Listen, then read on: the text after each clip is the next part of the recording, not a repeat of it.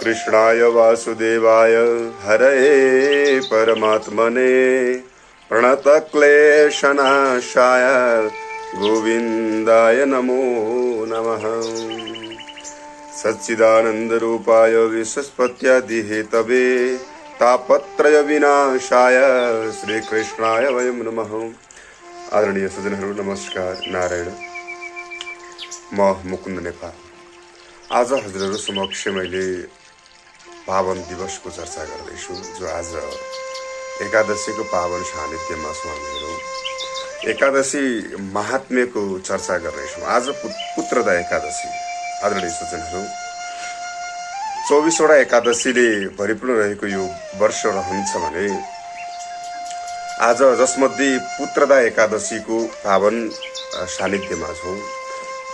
पुत्रदा एकादशी कसरी व्रत बसिन्छ, यसको नियम के छ, यो विषयमा आज हामी चर्चा गर्नेछौँ।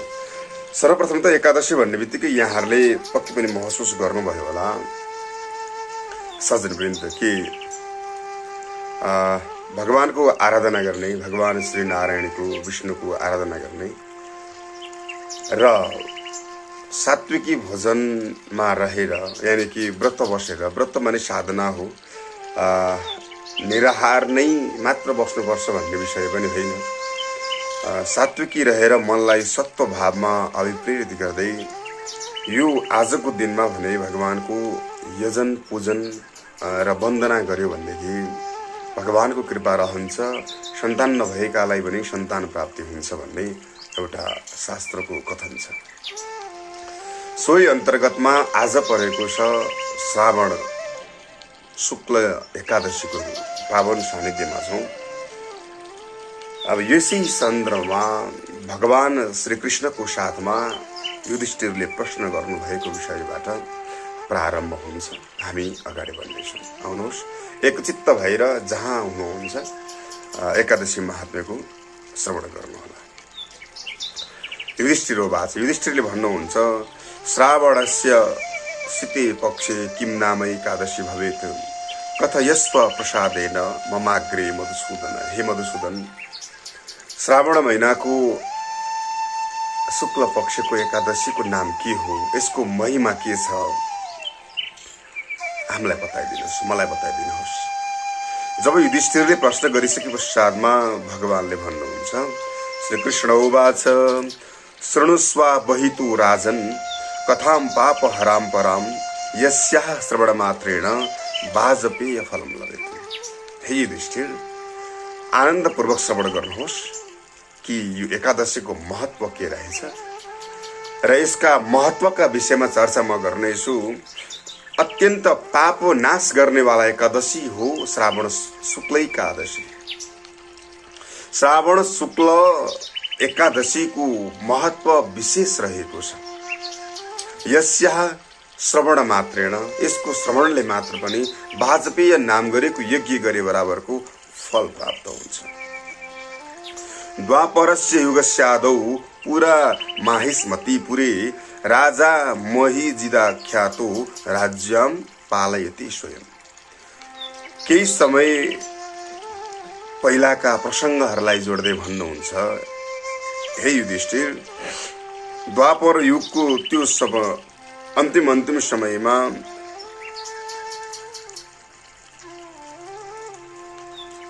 द्वापर युगको त्यो समय थियो जहाँ माहिष्मती नाम गरेको एउटा विशाल सहर थियो, जुन सहरमा महिजिद नाम गरेको एक राजा हुनुहुन्थ्यो। राजाले प्रजाहरूलाई अत्यन्त आनन्दका साथमा पालन गर्नुभएको थियो।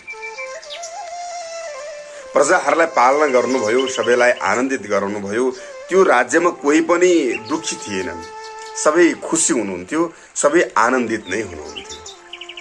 राजाको यति भइकन पनि स्वयं राजा सन्तान बराबरको चाहिँ प्रजाहरूलाई प्रेम वात्सल्यता प्रदान गरेर पनि तर उहाँको के थियो, पुत्रहीनस्य तस्यैव न तद्राज्यम सुखम प्रदम। सन्तानबाट हीन हुनुभयो, सन्तान भएनन्। सन्तान नभए पश्चातमा उहाँले जुन सुखको अपेक्षा गर्नुभएको थियो त्यो सुख प्राप्त गर्न सक्नु भएन। अब सुख प्राप्तिका निमित्त उहाँले अनेक प्रकारका उपायहरू रच्नुभयो। अपुत्रस्य सुखम नास्ति इहलोके परत्र छ। जो सन्तान, शास्त्रको एउटा कथन छ, सन्तान भनौँ, सन्तान यदि भएन भनेदेखि त्यो व्यक्तिको मनमा कहिल्यै पनि सुख र शान्ति मिल्दैन। ती राजाको पनि मनमा शान्ति थिएन।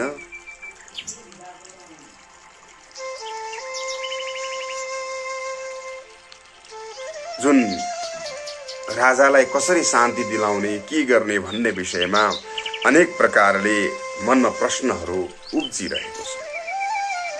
भन्नुहुन्छ, यत तु सुतो प्राप्तो कालो बहुतरो गत न प्राप्तश्च सुतो राज्ञा सर्वसौख्य प्रदोलन। पुत्र प्राप्तिका निमित्त धेरै उपाय गर्ने यी राजाले धेरै समय बित्यो, तर पनि मनुष्यहरूलाई सम्पूर्ण सुख दिनेवाला सन्तानको प्राप्ति हुन सकेन। सन्तानको प्राप्ति नभए पश्चातमा मनमा अनेक प्रकारका कुराहरू खेल्न लागे राजाको। दृष्ट्वात्मनं प्रवयसम राजा चिन्तातुरो भवे सदो गतः प्रजामध्ये इदं वचनम अब्रवीत्। अब जब राजा आफूलाई उमेर ढल्किसकेको देखेर, अर्थात् बुढेसकाल लागेको जानेर चिन्ता गर्न लागे। एक दिन पुरजन जो प्रजा हुनुहुन्थ्यो, उहाँहरूको साथमा बसेर यी प्रकारका कुराहरू गर्न लाग्यो। सदो गतः प्रजामध्ये इदं वचनम अब्रवीत्। प्रजाहरूको साथमा गएर भन्न लाग्नु हो कि इह जन्मनि भूलोका न मया पातकम कृतम अन्यायोपार्जितम वित्तम क्षिप्तम कोशे मया नहीं। हे प्रजा हो, यस जन्ममा त मैले कुनै पनि पाप गरेको छैन। अन्यायले कमाएको पनि सम्पत्ति होइन। मैले कुनै पनि सम्पत्ति जति जम्मा गरेको छु, मैले अन्यायपूर्वक अरूलाई दुःख दिएर जम्मा गरेको सम्पत्ति होइन। तर पनि मेरा सन्तान ब्रह्मस्वम देवद्रव्यम, न ब्रह्मस्वको सम्पत्ति मैले लिएको छु, न देवताको चाहिँ सम्पत्ति लिएको छु, न गृहस्थी मया क्वचित। मैले 1 रुपियाँ पनि ब्रह्मस्व लाग्ने भगवानको द्रव्य, ब्राह्मणको द्रव्य, अर्काको नासो मैले आफ्नो बस्न पारेको छैन र पाप लाग्ने कर्म गरेको पनि छैन। म झुटुको साक्षी बसेको पनि छैन र मैले अरूको धितो राखेको सम्पत्तिलाई जफत गरेको पनि छैन। यसको अर्थ धितो राखेको सम्पत्ति यदि कसैले हरण गर्दछ यदि भने पनि त्यो पनि पाप नै रहेछ। युधिष्ठिर महाराजलाई भगवान श्रीकृष्णले भन्नुहुन्छ, मैले प्रजाहरूलाई धर्मले नै पालिरहेको छु। आजसम्म मैले अधर्मपूर्वक कुनै पनि कर्म गरेको छैन। मैले प्रजाहरूलाई धर्मले नै पालिरहेको छु।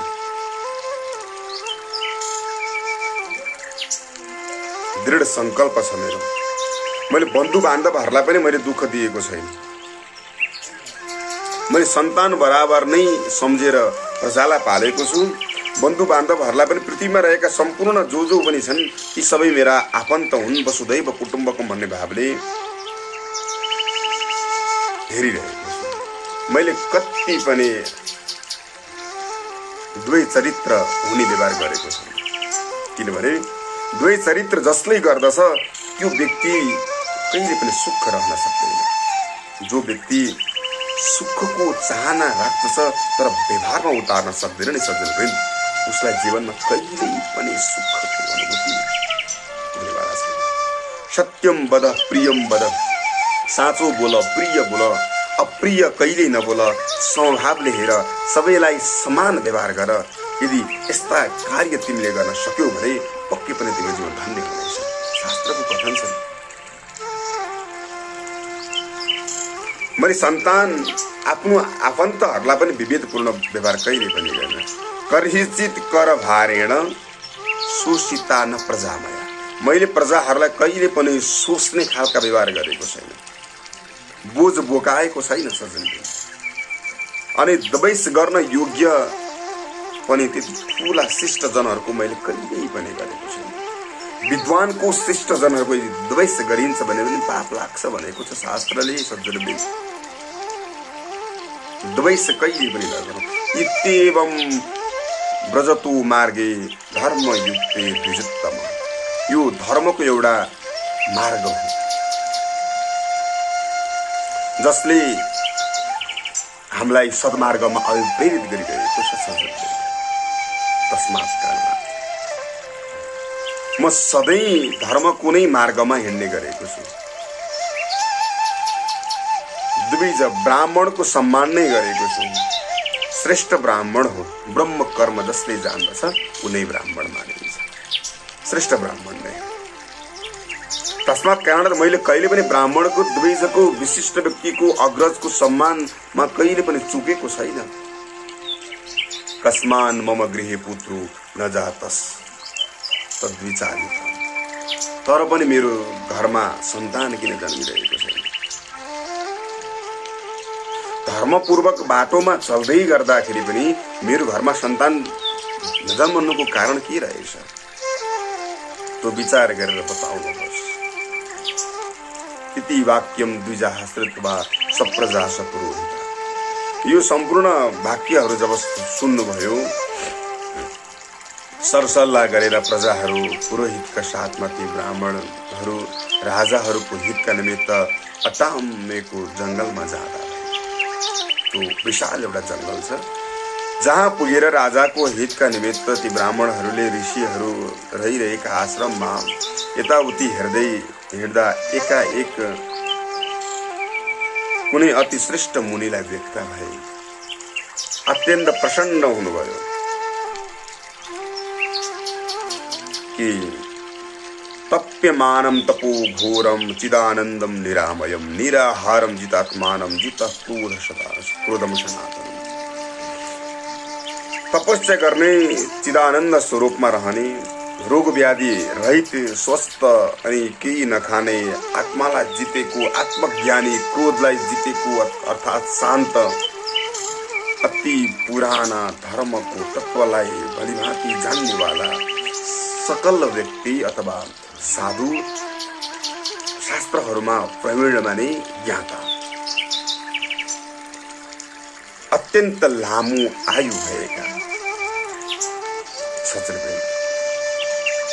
महात्मा ती ब्रह्म समानमा रहनुभएका ती ऋषिको नगिजमा पुग्नुभयो। कल्पे गते यस्य एकमेकम लोमम विश्रियते। जहाँ गएर प्रत्येक कल्पमा एक कल्प समय बितेपछि जसको एउटा एउटा रौँ झर्दछ यसैले जसको नाम नै लोमस रहेको छ हो लोमस ऋषिको दर्शन प्राप्त भयो। अद्भुत रहन्छ। अतो लोमस नानम त्रिकालज्ञम महामुने। तिनै काल हिजो आज र भोलि सम्पूर्ण जान्नेवाला त्रिकालदर्शी भन्दछौँ हामीहरू। सम्पूर्ण यस्ता परम ज्ञानी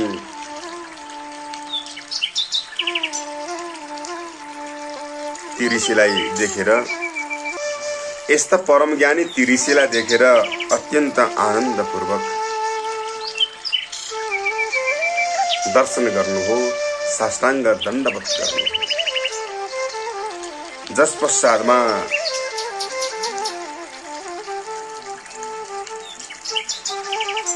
आफूलाई भाग्यमानी सम्झनु। हिजो आज र भोलिका कुरा जाने त्रिकालदर्शी विनतापूर्वक सबै परस्परमा आनन्दित हुँदै मन्त्रमुग्ध हुँदै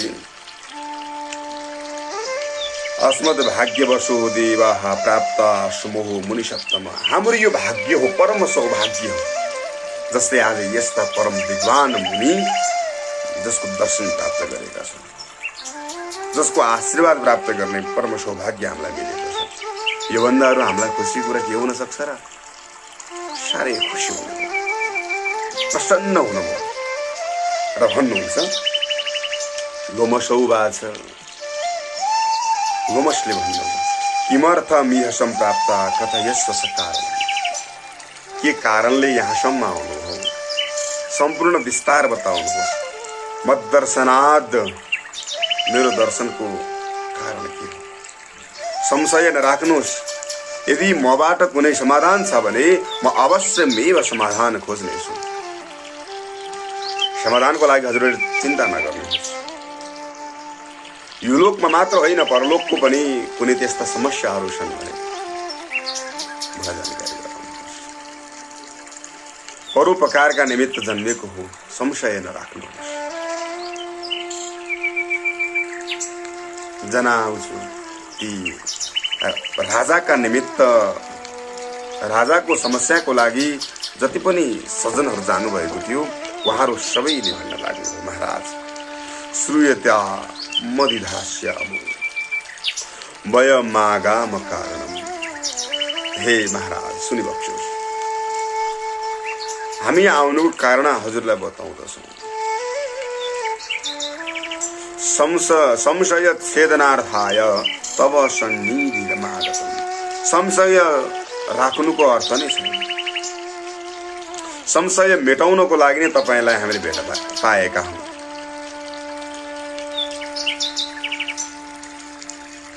हामी अत्यन्त भाग्यमानी छौँ। हामीहरू एउटै कुराको लागि आएका छौँ।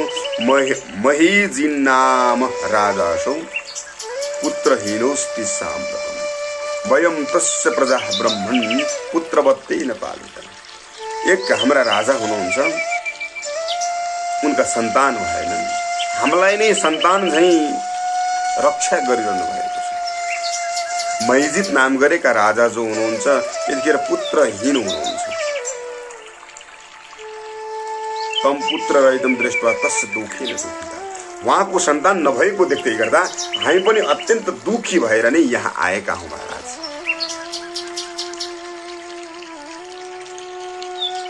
तपः कर्तुमिहा याता मति कृत्वा तु नैष्टिकम्। तपस्या पनि नगरेको होइन, नैष्टिक मान्छे हुनुहुन्छ, अत्यन्त धर्म अनुसार चल्ने व्यक्ति हुनुहुन्छ। तस्य भाग्यवश दृष्ट्वा, उहाँको भाग्यवश हो या कारण थाहा भएन महाराज, तर उहाँका सन्तान भएन। सन्तान नभए पश्चातमा केही न केही उपाय प्राप्त होला कि भनेर ऋषिहरूको उपदेश, अग्रजहरूको उपदेशबाट हामी हजुरको यो आश्रमसम्म आइपुगेका छौँ महाराज।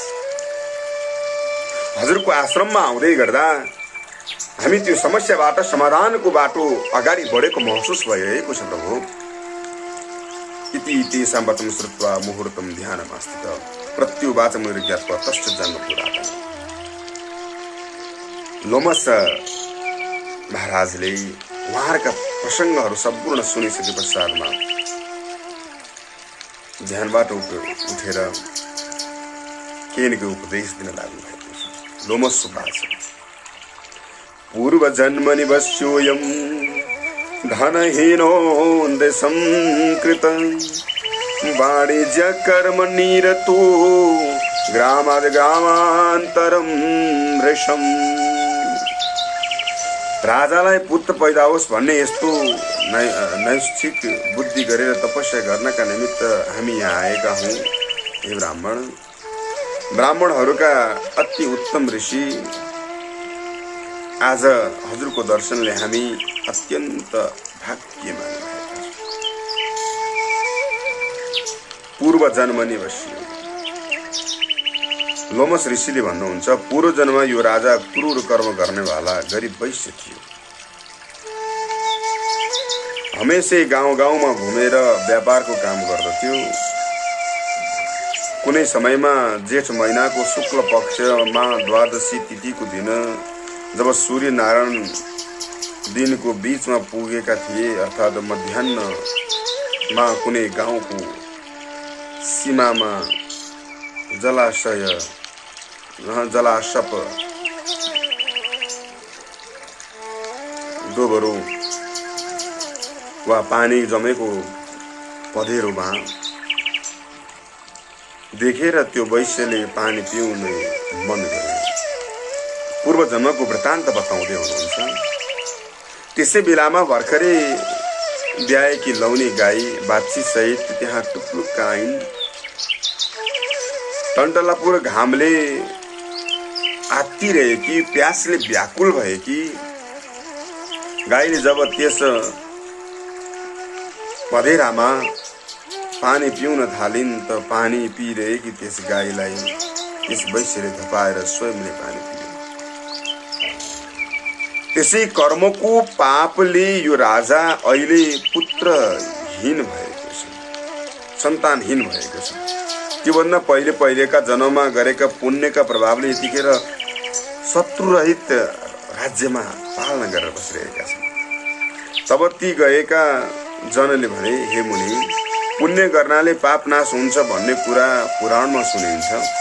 त्यस कारण त्यस्तो पुण्यको उपदेश दिइबक्सोस् जुन पुण्यले त्यो पाप नाश होस्, जे कर्मले गर्दा त्यो राजालाई सन्तान प्राप्ति होस्। त्यो पुण्यको उपदेश सुन्न पाऊँ। तब लोमस भन्नुहुन्छ, श्रावण शुक्ल पक्षको पुत्रदा नाम गरेको एकादशी छ। एकादशी तिथि अस्ति कुरुस्व तद्व्रतम जनम। एकादशी जो पुत्रदा एकादशी छ, यसलाई विधिपूर्वक जसले गर्दछ, रात्रिमा जागरण सहित व्रत गर्दछ, हे जन हो, त्यस एकादशीको व्रतले संग्लो पुण्य फल सबै ती राजालाई प्राप्त हुन्छ। त्यो निश्चयले श्रावण शुक्ल पक्षको एकादशी पुत्रदा एकादशी नाम गरेको जुन एकादशी छ, यो एकादशी विधिपूर्वक गरेर पूर्व दिनमा भक्ष आदिको याद गरेर, यदि दशमीको दिनमा स्नान आदि कर्म, नङछेदन आदि कर्म गरेर, एकादशीको दिनमा स्नान आदि कर्म गरेर भगवानको व्रत बस्दछ, भगवानको सेवा गर्दछ, यदि भने पक्कै पनि उसले सन्तान प्राप्त गर्दछ। ऊ फर्केर कहिले पनि हेर्नु पर्दैन।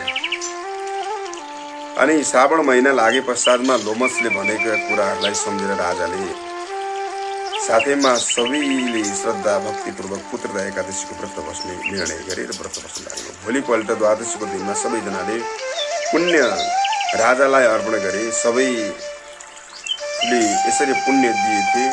तब रानीले पनि सुन्दर शुभ गर्भधारण गरिन्, अर्थात् भारी जीवकी भइन्। तब प्रसव समय आएपछि ती रानीले तेजस्वी छोरो पाइन्। हे नृपश्रेष्ठ, यसैले पुत्र दिने एकादशीको व्रतको पुण्यको प्रभावले ती राजाले सन्तान प्राप्त गरे। नाम थियो पुत्रदा एकादशी, नामले विख्यात छ आज पनि। यो एकादशीको व्रतको पुण्य निश्चय नै सन्तान प्राप्ति हुन्छ, यसमा कुनै सन्देह छैन। लोकमा पनि र परलोकमा पनि सुखको अनुभूति गर्न पाइन्छ। तसर्थ आदरणीय सज्जनहरू, श्रुत्वा महात्म्यम मेतस्याम सर्व पापे प्रमुच्यते इह पुत्र सुखम प्राप्तम परत्रम स्वर्गति भवेत्। यो लोकमा मात्र नभई परलोकमा पनि आनन्द प्राप्त हुने जसरी ती राजालाई सन्तान प्राप्ति भयो। आदरणीय सज्जनहरू, यो पुत्रदा नाम गरेको एकादशीको व्रत बस्नाले विशुद्ध भावले मनमा काम, क्रोध, लोभ, मोह, मद, मात्सर्य 6वटा विकारलाई हटाइदिएर केवल भगवानमा यजन गर्दै, भगवानलाई पूजन गर्दै, भगवानलाई स्मरण गर्दै, भगवानको निस्वार्थ भावले सेवा गरौँ। सबैको राम्रोको कामना गरौँ। सबैको जय होस्, यो भावलाई हृदयङ्गम गरौँ। प्रिय बोलौँ, अप्रिय कहिले नबोलौँ। तपाईको एक अप्रियले कसैको मन दुखिरहेको यदि छ भने ती सानो सानो चिजहरूले गर्दाखेरि पनि जीवनमा यी यस्ता प्रकारका समस्याहरू आइलाग्न सक्दछन्। तसर्थ आदरणीय सज्जनहरू, महिनाको 2 दिन पर्दछ, 2टा एकादशी पर्दछ। यो एकादशी आनन्दपूर्वक व्रतादि कर्मद्वारा बस्न सक्ने क्षमता यहाँ सबैलाई प्राप्त होस्। यहाँको जीवन सुखमय रहोस्, आनन्दमय रहोस्।